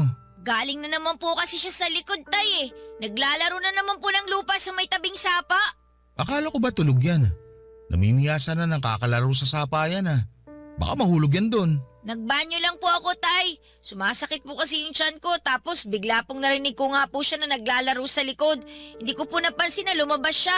Kita mo na, Sally? Ibis natutukan mo yung anak natin, puro kasugal. Alam mong malikot yan si Princess. Kung saan-saan nagsusuot. Eh kung mahulog yan sa sapa, anong gagawin mo? Alam mo nasa trabaho ko. Obligasyon mong bantayan ng mga anak natin, lalo na si Princess. Masyado kang OA. Ayan ang anak mo, oh. Nahulog ba sa sapa? Naglalaro lang naman yung bata. Ano bang pinoproblema mo? Anak ng… Ano? Hihintay mo pang mapahamak ang anak natin bago ka magtanda? Bago ka may gawin? Alagain pa si Princess at dapat lagi kang nakabantay dyan. Ano ba naman to? Paulit-ulit na lang? Susumbatan mo na naman ako? Eh di ikaw na ang perpektong ama. Wala naman nangyari masama kay Princess pero grabe ka makareact. Grabe. Bilib talaga ako sa'yo. Baluktot na nga, tinutuwid mo pa. O bakit? Totoo naman ah, masyado ka ng OA. Alam mo, kung magsusumbatan lang tayo dito, bahala ka sa buhay mo. Babalik na lang ako sa sugalan. Wala akong kwentang kausap. Hindi pa ako tapos sa'yo. Aray ko naman! Bitiwan mo nga ako! Babalik ka doon sa sugalan? Eh kung pakainin kaya kita ng baraha. Ang kapal mo na masyado. Pati yung baon dapat ng anak mo, pinasusugal mo. Itinaya ko yun kasi gusto ko sanang palaguin. Para mas malaking baon ang maibigay ko kay Joseph. Hindi ko naman akalain Na ano? Matatalo ka? Diyos ko naman, Sally. Palagi ka na lang talo sa sugal na yan. Baon na baon ka na nga sa utang. Hindi ka pa rin tumutodas. Nananalo naman ako kahit papano ah. Kaya bawi lang ako. Alam mo, kahit hindi ako nakapag-aral, marunong ako magbilang. Yung mga itinataya mo dyan sa sugal, halos wala pa sa kalahating nababawi mo. Hoy Arman, sinasabi mo bang hindi ako marunong magbilang? Wala akong sinasabing ganun. Ganun na rin ang gusto mong palabasin. Kala mo naman kung sino ka magaling. Hindi ka nga nakapag-aral. Hindi ko itatanggi na hindi ako nakapag-aral. At hindi ako nagmamagaling. Ang sinasabi ko lang, hindi ka naman talaga nakakabawi sa sugal na yan eh. Ibinabaong ka lang niya sa utang. Ay sus, puro ka ganyan. Ikaw ba ang nagsusugal? Yan ang hirap sa'yo eh. Panay ka reklamo kasi ginagastos ko yung pera mo. Eh di ba responsibilidad mo na ibigay sa akin yun? Kasi asawa mo ko? Oo! Responsibilidad kita pero hindi ang bisyo mo. Eh kung panay reklamo ka rin lang, edi hiwalayan mo ko. Wala ka rin naman bukang bibig kundi bisyo ko. Natural! Wala ka na sa tama eh. At ayan din ang hirap sa'yo eh. Kapag pinagsasabihan ka, hiwalay ka agad na ipananakot mo sa akin. Nakakasawa ka na kasi. Puro ka sumbat. Wala nang katapusan na sumbat. Araw-araw na lang, Arman. Rinding-rindi na ako sa lintik na boses mo. Ah! Sinampal mo ko? Pasensya na. Hindi ko sinasadya. Nabigla lang ako. Nabigla? Nagsawa ka na sa kakatala kaya ngayon naman pinagbubuhatan mo na ako ng kamay? Ay, hindi. Hindi ko talaga sinasadya. Patawarin mo ako, Sally. Ewan ko sa'yo!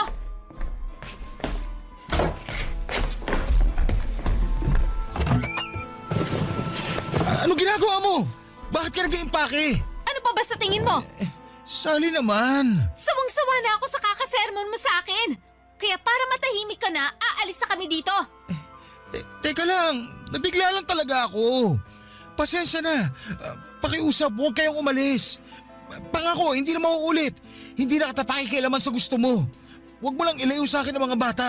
Talaga lang ha? Dami mo pang sinasabi, takot ka naman pala. Ito ang tatandaan mo, Arman. Umayos ka kung ayaw mong hindi mo na makita ang mga anak mo. Huwag mo na akong pakikialaman sa gusto kong gawin. Oo, hindi na. Dapat lang. Kasi simula pa lang, alam mo nang ganito ako. Pero imbis na lumayo ka sa akin, pinili mo pa rin makisama sa akin. Panindigan mo ngayon ang mga desisyon mo.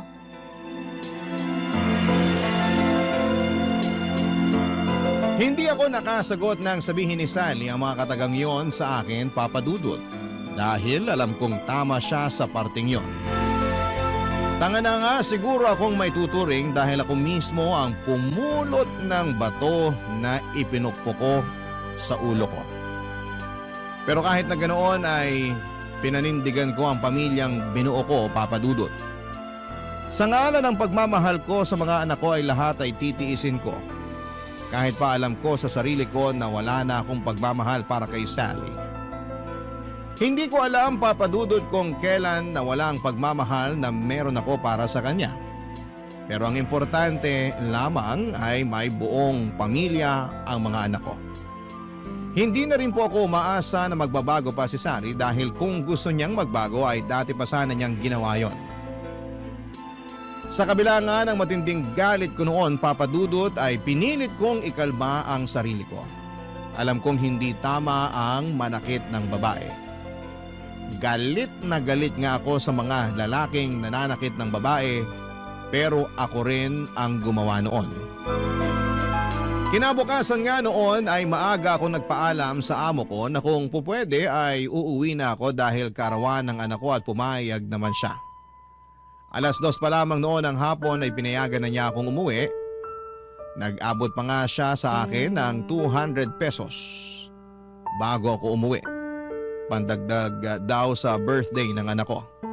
Nagpasalamat naman ako sa amo ko dahil malaking bagay na rin yon dahil kahit papaano ay makakabili ako ng juice at mga tinapay man lang para pandagdag sa pansit at spaghetti na lulutuin ko.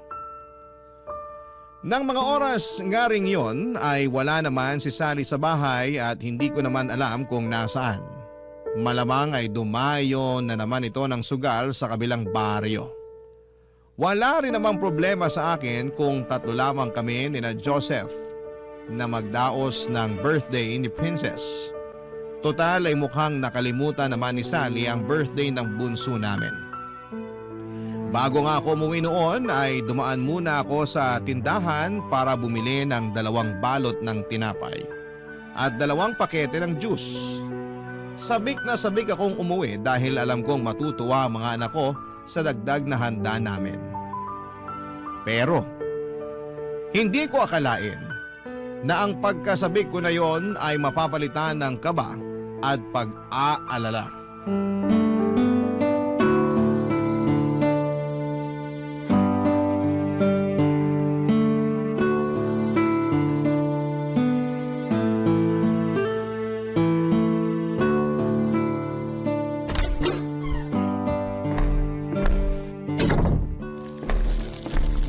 Tay, mano po? Kaawaan ka ng Diyos, anak. Gutom na po ba kayo? Nagsasaing pa lang po ako eh. Hindi pa. Kumain naman ako sa trabaho. Anong oras na? Hindi pa ba kayo kumakain ng tanghalian? Hindi pa nga po eh. Kauwi ko lang din po. Wala rin pong sinaing pagdating ko. Anong oras na? Wala ka bang pasok ng hapon? Wala po tay. May meeting po mga teacher. Ah, ganun ba? May ulam na ba kayo? 30 pesos na lang tong pera ko eh. Ano kayang mabibili nito? Eh di kahit ano na lang po. Chicharon po o kaya itlog po na lang ulit. Eh mantika, meron pa ba? Wala na po eh. Ay, lagayin na lang natin yung itlog. Sakto na kasi tong pera ko para sa 3 itlog eh. Tira na nga lang yan sa 200 na binigay ng boss ko para may pandagdag sa birthday ni Princess. Talaga po? Oo anak, kaya bumili ako ng juice sa tinapay. Wow! Ang dami po palang handa ni Princess! Oo anak, kaya magpakabusog kayo mamaya pagkatapos ko magluto. Pero bumili ka na muna ng itlog para makakain na kayo. Mamaya na lang kayo bumawi ng kain. Sige po! Ay, teka, may mantika nga pala doon sa mga pinamili ko kahapon. Bawasan na lang natin yun, pangprito ng itlog. Okay na po yung nilagang itlog, tay. Sigurado ka? Eh si Princess, baka ayaw niya ng nilagang itlog. Wala naman pong inaayawan si Princess eh. Oo nga pala. Eh, nasa na pala ang kapatid mo? Ba't di man lang ako sinalubong? Ay, hindi ko nga po alam, tay eh. Kararating ko lang po galing sa eskwelahan. Hindi ko naman po siya nadatnan dito. Baka po kasama ni nanay sa sugalan. Wala naman po magbabantay kay Princess kung may iiwan po dito. Oo nga no. Sige, dito ka na muna. Susunduin ko lang ang kapatid mo. Kala ko po ba bibili ako ng itlog? Ako na lang, para masundo ko na rin ang kapatid mo. Bantayan mo na lang yung sinayang at baka masunog. Oh, Sally. Buti naman at naisip mong umuwi. Bakit na naman? Nasa si Princess? Nandun sa kwarto natin natutulog. Sabi ni Joseph, wala naman daw sa kwarto. Tiningnan mo na ba? Iniwan ko nga lang siya sa kwarto. Sabi nga ng anak mo, wala siya doon. Imposibleng wala dun si Princess. Eh mahimbing nga ang tulog. Iniwan ko dun. Anong oras ka ba umalis ng bahay kanina? Iniwan mo talaga ang anak mo mag-isa sa kwarto para makapagsugal ka? Lintik naman oh! Paulit-ulit ka na lang eh. Alaki masyado ng problema mo. Oo na, titignan ko na sa kwarto. Pero tay, tiningnan ko na si Princess sa kwarto kanina eh. Wala po siya doon. Eh sabi nitong nanay mo, iniwan niya daw natutulog sa kwarto eh. Ha? Eh kahit tingnan natin ulit ngayon tay, wala po talaga siya ron. Ano?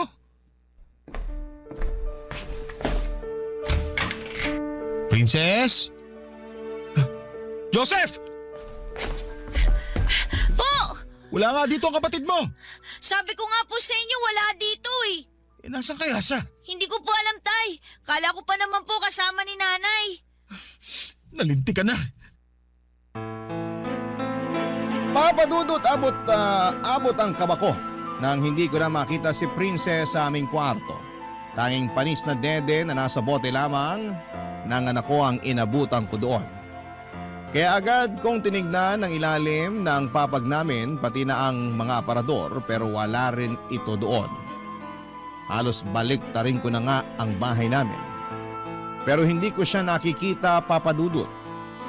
Inutusan ko rin po si Joseph na tingnan sa may sapa kung saan madalas maglaro si Princess kapag walang nagbabantay sa kanya, subalit bigo rin si Joseph na mahanap ang kapatid niya. Agad na akong nakaramdam ng hindi maganda noon at kung ano-anong masasamang bagay na ang pumasok sa utak ko, papadudot ng mga oras na yon. Nagdasal po ako kaagad na sana'y walang nangyaring masama sa anak ko dahil baka mapatay ko si Sally kapag nagkataon. Pero naisip kong hindi muna dapat ako magpadalos-dalos kaya naman nagtanong-tanong ako sa mga kapitbahay namin sa pagbabaka sakali na nakikipaglaro lamang ang anak ko sa ibang mga bata. Pero halos lahat ng mga napagtanungan ko ay sinabing hindi nila napansin ang anak ko dahil na rin sa lakas ng ulan. Kaya naman hindi sila lumalabas at sarado lamang ang kanilang bahay. Nagpunta na rin po ako sa may sapa sa likod ng aming bahay pero bigo rin akong mahanap siya roon, Papa Dudut. Para na akong baliw, kakaikot at kakaisip kung saan pa pwedeng magpunta ang anak ko pero wala na akong maisip pa. At bigla namang sumagi sa isipan ko na baka may kumuha sa anak ko dahil napansing walang kasama o bantay. Dahil nga sa naisip kong yon ay tila lalong nadagdagan ng galit ko na nararamdaman sa mga oras na yon sa asawa kong si Sally, Papa Dudut. Barangay Love Stories. Barangay Love Stories. Agad akong bumalik sa sugalan upang sunduin si Sally, Papa Dudut. Agad kong sinabi sa kanya na nawawala ang aming anak at halatang dismayado pa ito dahil naistorbo na naman ang kanyang pagsusugal. Pero agad din naman siyang tumayo nang sabihin kong ipapakain ko sa kanyang barahang hawak niya kapag hindi pa siya nakinig at sumunod sa akin. Dumiretso kaagad si Sally sa aming bahay para tingnan ang aming anak. At tumulong na rin po siya sa paghahanap habang nagtanong-tanong pa nga ako sa ibang mga kapitbahay dahil baka napunta lamang sa kanila ang anak ko. Nang maya-maya pa ay may isang batang lumapit sa akin. Sa pagkakatanda ko ay madalas po itong naliligo sa sapa na nasa likuran ng bahay namin. Sinabing nakita nga raw niya ang anak ko pero kanina pa raw yon habang naliligo raw siya sa sapa. Ang akala naman daw niya ay may kasama ito kaya iniwan niya ito doon pagkatapos niyang maligo. Dagdag pa nito ay nakaupo lamang umano ito sa gilid at may dalang sandok na ipinambubungkal nito sa lupa.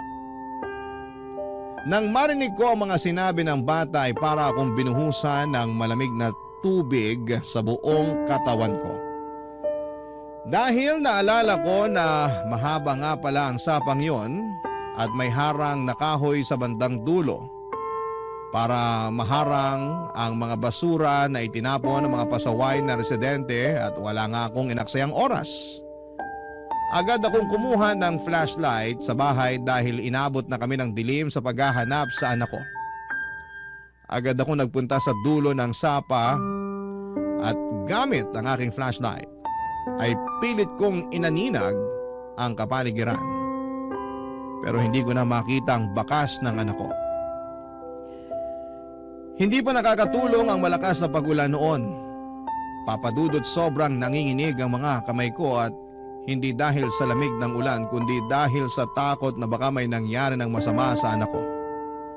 Habang papalapit nga ako sa dulo ay siya namang pagbigat ng mga paa ko na tila nagsasabing huwag na akong tumuloy. Pero tumuloy pa rin ako.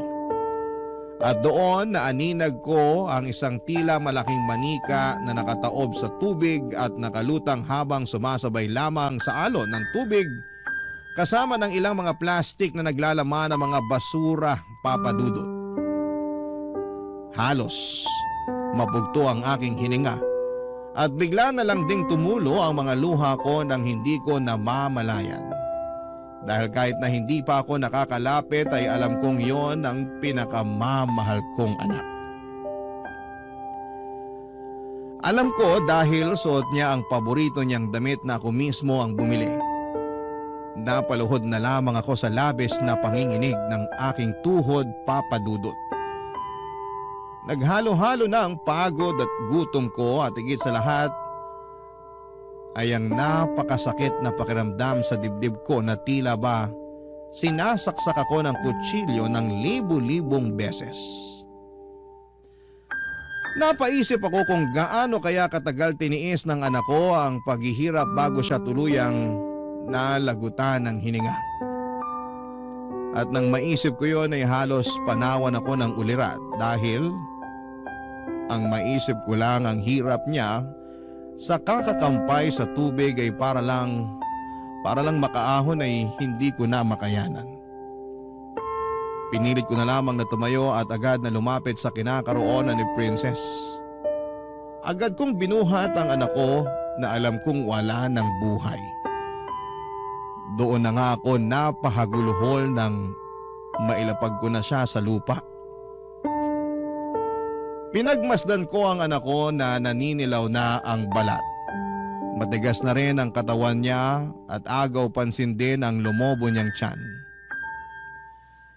Niyakap ko ang katawan ng walang buhay kong anak at hindi ko may paliwanag ang sakit, Papa Dudut. Sakit na halos ikamatay ko na.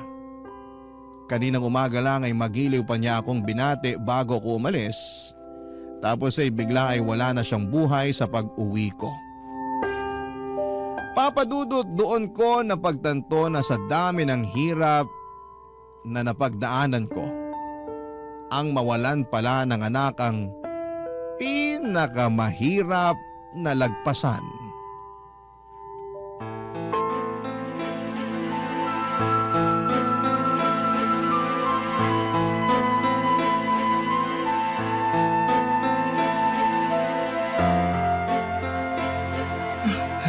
Princess! Anak ko! Princess! Kawawa ko, anak. Diyos ko po! Bakit ang anak ko pa? Arman! Nakita niyo na ba si Princess? Dito rin nakita kanina nung bata. Diyos ko po, Princess! Princess, anak! Nandito na si tatay! Gising na, anak ko!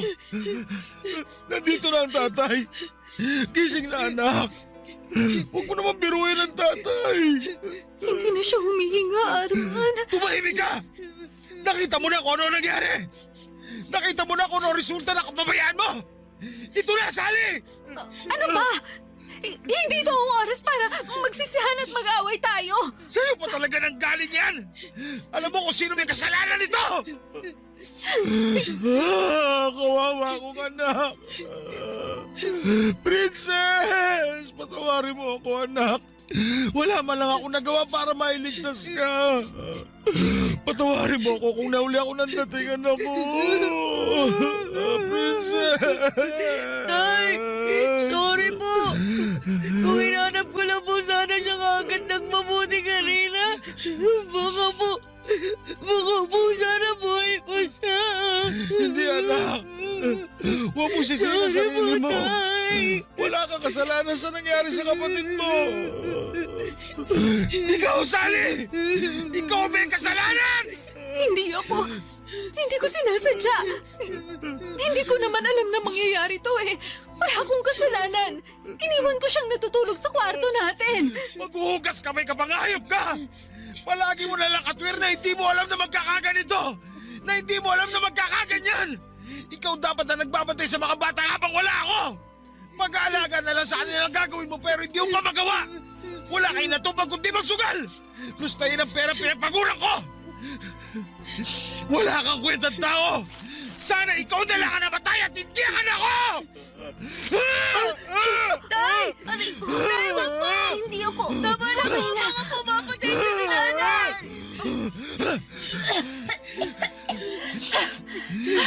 Walang hiya ka, Arman. Papatay mo talaga ako? Oo! Mabigyan ko man lang ng katarungan ng pagkamatay ni Princess! Patawarin nawa ako ng Diyos! Pero gusto ko talunurin ngayon hanggang sa malagutan ka ng hininga! Nasisiraan ka na ba? Hindi ko gusto na mangyari sa anak natin to. Kaya wag mo akong sisihin. Hindi mo ginusto! Grabe yung kakapalan ng mukha mong babae ka! Kung hindi dahil sa kapabayaan mo, hindi mangyayari sa kanya to! Naturingan kang ina pero hindi ka nagpakita sa mga anak natin! Mas importante pa sa iyo ang bisyo mo! Hindi ka na nga nakakatulong sa akin! Hindi mo pa magampanan ng maayos sa pagiging nanay mo! Hindi ikaw na ang perpektong ama. Ako na ang walang kwentang ina. Pero wag mo isisi sa akin lahat. Dahil hindi mo naman kami nabigyan ng magandang buhay. Oo, nagtatrabaho ka. Pero wag mong ipagmalaki sa akin yon. Kasi pag-uuling lang naman ang trabaho mo. Wala ka na talaga sa katwiran! Hindi ko alam kung nasa katinuan ka pa ba! Nakuha mo ba talagang sumbatan ako sa kabila ng lahat? Ibang klase ka! Totoo naman, di ba? Nay, tama na! Totoo naman po sinabi ni tatay eh. Kahit kailan, hindi niyo naman kami binigyan ng atensyon ni Princess. Parang hindi niyo kami anak. Isa ka pa! Marunong ka nang sumagot ah! Bakit hindi mo man lang hinanap agad yung kapatid mo? Huwag mo sisihin si Joseph! Subukan mo lang din sasaktan! Tutuluyan na talaga kita. Ikaw na nga may kasalanan. Ikaw ba may ganang umasta ng ganyan? Isisisi mo pa kay Joseph ang kababayan mo? Samantalang ikaw ang ina. Makasarili ka. Wala kang kwentang ina. Ikaw pumatay sa anak ko! Hindi! Hindi totoo yan! Wala akong kasalanan! Hindi ako pumatay sa kanya! Iniwan ko siya natutulog sa kwarto! Wala akong kasalanan! Wala! Hindi ko alam na pupunta siya rito! Usigit ka sana ng konsensya mo sa nangyari sa anak ko habang nabubuhay ka! Wala akong kasalanan! Tay, ano po gagawin natin ngayon? Saan po natin dadalhin si Princess? Sa morgue na natin siya dadalhin, anak. Pero, tay, wala po tayong pera. Baka po, hindi po nila tayo tanggapin doon. Bahala na, anak. Gagawa ko na lang ng paraan. Dali mo na itong flashlight. Ilawan mong dadaanan natin at bubuhatin ko ang kapatid mo. Paano po si nanay? Ayos lang po ba na iwan natin siya dito? Para naman po kasi nababaliw na si nanay eh. Pabayaan mo ang nanay mo. Matagal na naman siyang ganyan. Ang mas importante sa akin ngayon, madala na natin si Princess sa morgue. Opo. Anak.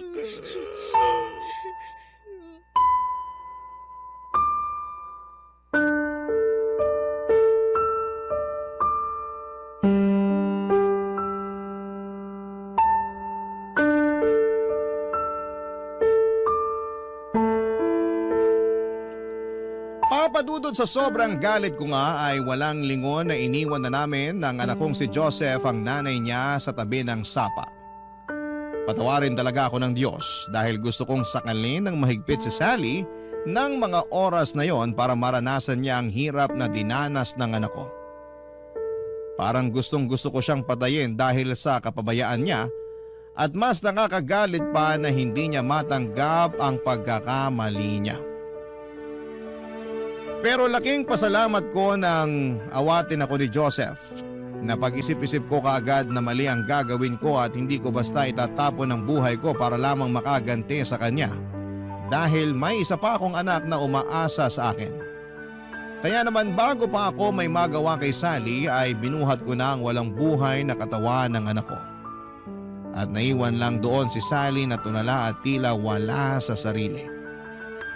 Naisip ko rin na nawalan man ako ng isang anak ay meron pang natitira sa akin at hindi dapat ako magpadala sa init ng ulo ko. Agad kong dinala ang anak ko sa pinakamalapit na morgue at nang tila sinampal ako ng katotohanan. Nawala na nga ang anak ko ay doon na ako muling napahagulhol. Hindi ko po lubos maisip kung bakit kailangan na sa anak ko pa mangyari ang malagim na pangyayaring yon. Paulit-ulit ko ngang usal noon na sana'y si Sally na lamang ang namatay. Makasalanan na ako sa pag-iisip ng masama sa asawa ko pero talagang napakalaki ng galit ko ng mga oras na yon. Para na akong mababaliw sa sobrang sakit. At wala akong ibang sinisisi kundi si Sally. Siya dapat ang ina at nagpoprotekta at gagabay sa mga anak namin pero siya pa ang dahilan kung bakit namatay ang anak namin. Halos hindi ko na nga kayang tignan si Sally kaya naman pinalayas ko na siya sa bahay namin.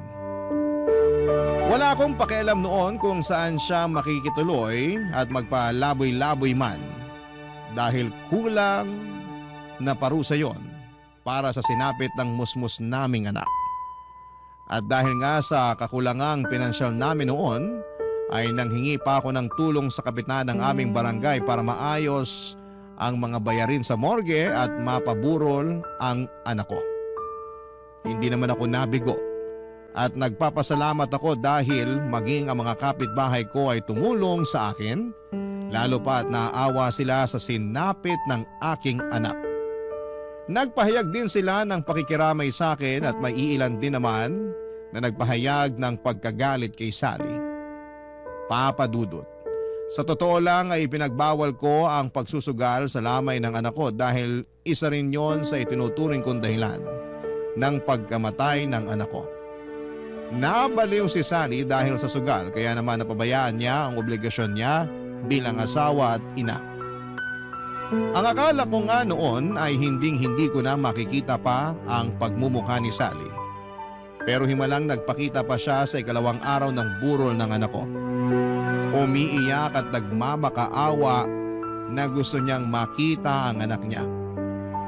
Pero dahil nangingibabaw pa rin ang galit ko sa kanya ay buwang desisyon ko na hindi siya hayang makapasok man lamang sa pamamahay ko, Papa Dudut.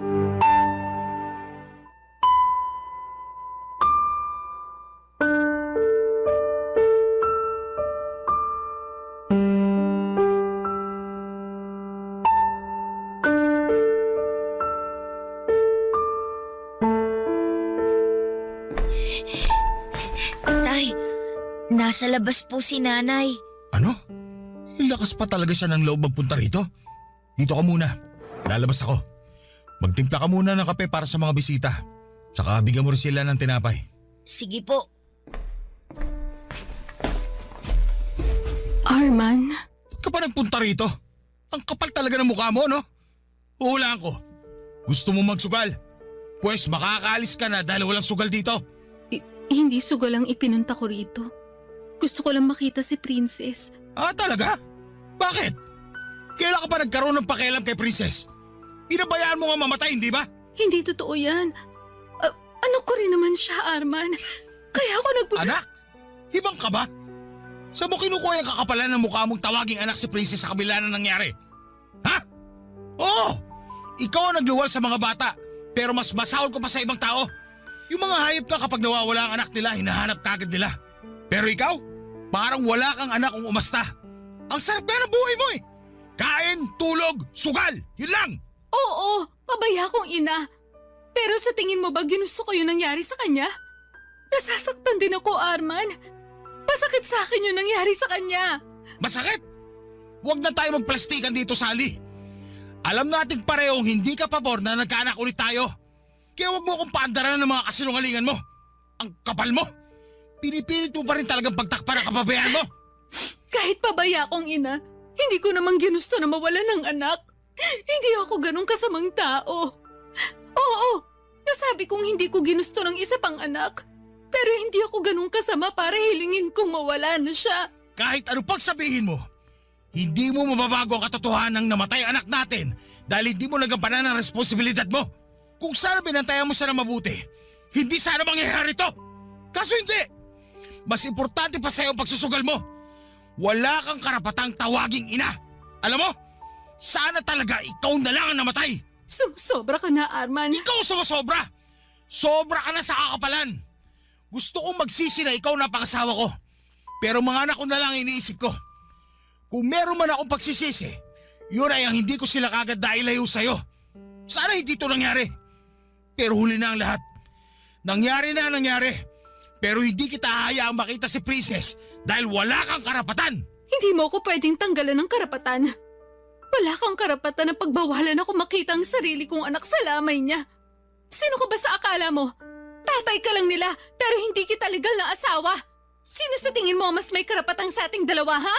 Wala ka na talagang natitirang kahihiyan sa pagkatao mo, no? Nasasabi mo pa talaga yan sa kabila ng pagiging pabaya mong ina? Wala kang karapatang magkaroon ng anak at lalong wala kang karapatang maging ina. Sabihin mo na lahat ng gusto mong sabihin. Pero hindi mo ako pwedeng pagbawalang makita ang anak ko. Ah, ganon? Aray! Arman, ano ba? Nasasaktan ako! Bitiwan mo ang braso ko! Hindi kita papayagang makalapit kay Princess at kay Joseph. Umalis ka na rito! Hindi ka nila kailangan! Bitiwan mo, sabi! Hindi mo ako pwedeng pagbawalan sa lamay ng sarili kong anak. Ikaw ang walang karapatan sa kanila. Pues, gagawa ako ng paraan para mapunta sa akin ang kustodiya ng mga bata. At sinasabi ko sa'yo, matakot ka na. May mabigat ako ebidensya laban sa'yo. Sino sa tingin mo papanigan ng batas sa ating dalawa? May pabatas-batas ka pang nalalaman? Ano bang alam mo sa batas? Wala kang pinag-aralan? Wala nga akong pinag-aralan pero lumapit na ako sa barangay at tutulungan nila ako makahanap ng abogado. Kaya umalis ka na rito bago pa kita kalad ka rin paalis. Hindi pa ako tapos sa'yo. Babalik ako rito para kunin si Joseph. Tama na, Nay! Hindi ako sasama sa inyo. Ano po bang silbi na makuha niyo ako? Pababayaan niyo lang din naman po ako eh. Kahit naman kailan hindi niyo po pinaramdam sa amin ni Princess na may nanay kami. Si tatay lang naman po nagmamahal sa amin eh. Wala kang ibang inatupag kundi sugal. Kaya po namatay si Princess. Sana hindi na lang ikaw ang naging nanay namin. Wala kang utang na loob. Wala ka sa mundong to kung hindi dahil sa akin. Ako ang nagluwal sa'yo. Tama na! Umalis ka na rito, Sally! Hindi utang na loob ni Joseph sa'yo kahit ano! Lumayas ka! Aray! Oo na, aalis ako. Hindi mo ako kailangang itulak. Pero babalik ako. Tandaan mo yan. Ayos ka lang, anak. Ayoko po sumama kay nanay. Dito lang po ako sa inyo, tay. Huwag ka mag-alala, anak. Hindi ako papayag na makuha ka sa akin ng nanay mo. Wala na rin nagawa si Sally, Papa Dudut. Hindi na rin siya nagpumilit na pumasok pa sa loob para makita si Princess, lalo pat alam niyang hindi niya talaga ako matitinag sa pag-iyak-iyak niya. Hindi po ako nakaramdam ng awa sa kanya ng mga oras na yon. Dahil para sa akin, ang isang bayaning ina na katulad niya ay walang karapatan na makalapit sa mga anak namin. Hindi rin po ako nagpasindak sa pagbabanta niyang yon dahil alam ko na mas may laban ako kung sakaling ipilit niyang makuha sa akin ang anak namin. Kung kinakailangan nga na humingi ako ng tulong sa mga social worker o abogado ay gagawin ko para lamang matanggalan siya ng karapatan sa anak namin. Sa isip ko, Papa Dudut, ay hindi naman siguro importante kung wala akong pinag-aralan basta't kaya kong alagaan at buhayin ang anak ko ay sapat na. Papa Dudut, maayos ngang nailibing ang anak ko at marami rin ang nakipaglibing at halos lahat ay naawa sa sinapit ng aking anak. At naawa din sa akin. Ika nga nila sa kabila ng pagtataguyod ko sa aking pamilya, ay sadya raw talagang hindi nawawala ang lason sa pamilya na tuluyang sisira sa aming pagsasama. Matapos ngang mailibing ang aking anak, ay bumalik ako sa pagtatrabaho at mas pinagbuti ko pa para sa aming dalawa ni Joseph. Madalas nga kapag walang pasok sa eskwela, ay sinasamahan niya ako sa trabaho ko sa ulingan at tumutulong sa akin para hindi raw ako masyadong mahirapan sa pagtatrabaho. Kahit ayaw ko naman siyang payagan sa pagtulong sa akin ay mapilit talaga siya. Mas gusto ko sana na mas pagtuunan niya ng atensyon ang kanyang pag-aaral pero nais niya raw na makatulong sa akin kahit sa ganong paraan. Makalipas nga ang halos ilang buwan ay nagbalik si Sally pero may kasama itong mga social workers para kunin si Joseph. Nagtalo pa kami ni Sally ng araw na yon hanggang sa nalaman nga ng social workers ang nangyari sa aming bunsong anak at kung gaano ito kaadik sa pagsusugal na umabot na nga sa puntong napabayaan nito ang mga anak namin. Nagkaroon nga kami ng usapan sa barangay kung saan ay tinulungan nila akong mag-file ng petition for custody para sa anak kong si Joseph. Dahil hindi rin naman daw basta-basta mapupunta sa akin ang bata ng walang batas na mamamagitan. Tinulungan nila akong kumuha ng public service sa isang pampublikong abogado. Bilang wala akong kakayahan na magbayad at gumastos para sa pag-file ng petition. At nang mag-trial nga ay napatunayan na walang kakayahan si Sally para alagaan at ibigay ang pangangailangan ni Joseph. At dahil wala na ring pamilya si Sally na maaaring maging guardian ng anak ko, ay napagpasyahan ng korte na ibigay sa akin ang kustodiya ng aking anak. Laking pasalamat ko nga sa lahat ng tumulong sa akin dahil nawala na ako ng isang anak at hindi ko nakakayanin pa kung pati si Joseph ay malalayo sa akin. Sa ngayon, Papa Dudut, ay masaya na kaming namumuhay ng anak kong si Joseph na kasalukuyang nag-aaral sa high school at isang taon na lamang ay graduate na. Mas lalo pa akong nagsusumikap para sa pagpasok niya sa kolehiyo. Hinding-hindi ko hahayaan na hindi siya makapagtatapos ng pag-aaral. Lahat po ay gagawin ko para sa ikagaganda ng kinabukasan niya kahit pa maghirap at magpakapagod ako. At sa tulong naman ng aming kapitan ay nagkaroon ako ng trabaho sa barangay kung saan ay isa akong janitor.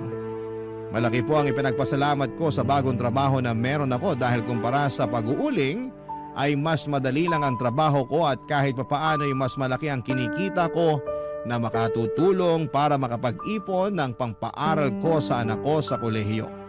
Hindi na rin namin muling nakita pa si Sally at hindi namin alam kung nasaan siya. Pero kung nasaan man sana ay baguhin na niya ang kanyang sarili.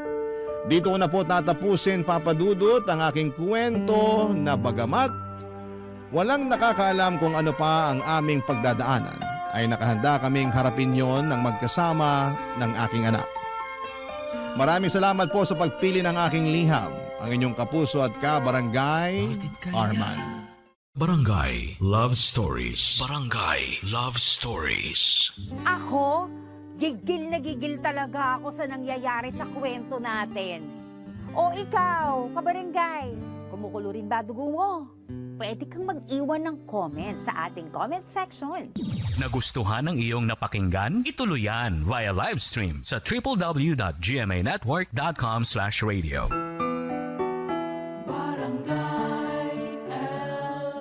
In Mega Manila, 97.1. Forever.